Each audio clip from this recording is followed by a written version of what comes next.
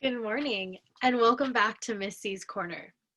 I hope you all are having a good day today. I wanted to talk a little bit about another one of the habits. So if you've been watching my channel and watching some of the videos I've been posting, I've been talking a lot about the leader in me. And last week I talked a little bit about the first habit for the leader in me and the 7 habits of highly effective people. As a little reminder, that first habit was called Be Proactive. If you're interested in learning more about it, you can go ahead and check out that video. But today, I want to talk about the second habit.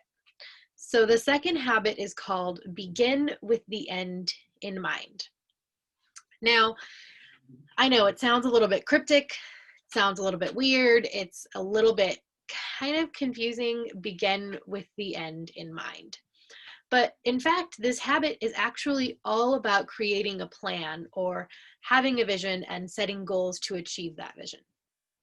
So essentially, begin with the end in mind is based off of the idea that really successful people, highly effective individuals have a vision or a goal that they set for themselves in their head. They have something that they want to achieve.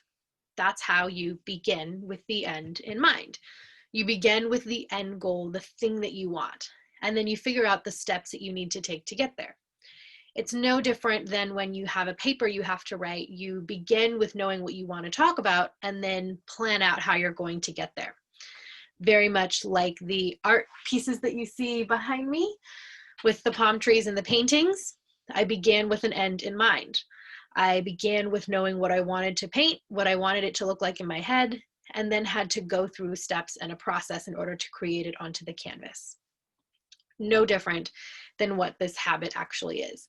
And this habit is essentially all about setting a goal, having something you're really passionate about, really want to achieve, and then mapping out the steps that you need to take to get there. So this habit is vital to students and children because every moment in school, there are things that they have to achieve. There are certain benchmarks, certain exams that they have to get through, certain tests, certain requirements that we want them to meet. And for a child, this is a great skill for them to learn how to have a vision or a goal in their mind, an end, to begin with that end, and then figure out how do I get there. So this can even be done with kindergarteners who want to learn how to write. We know what the end is. We want them to be able to write their name, right? Or be able to write simple words like cat, me, hat. So we know what the end is, learning how to write their letters. Then we have to figure out what are the steps to help them get there, teaching them one letter at a time, maybe helping them practice the letters, maybe helping them understand what each letter is.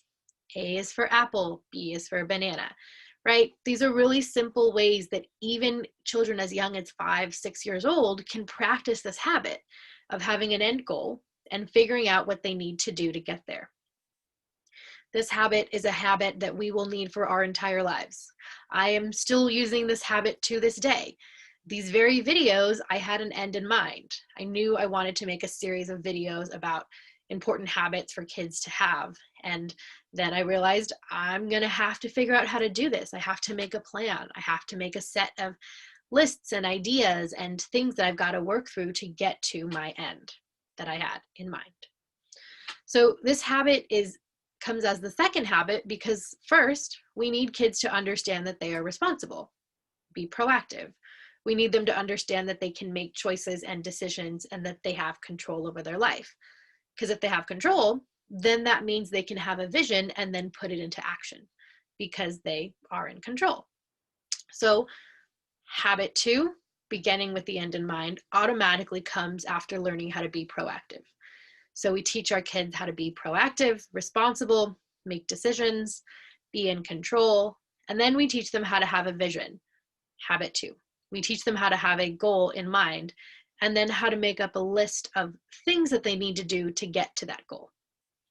So I would love to hear some ideas of how you as teachers or staff can use this with your own students and in your own classrooms. How are you encouraging your students and your kids to begin with a vision, begin with a goal in their head, and then work through the steps that they need to do to get there?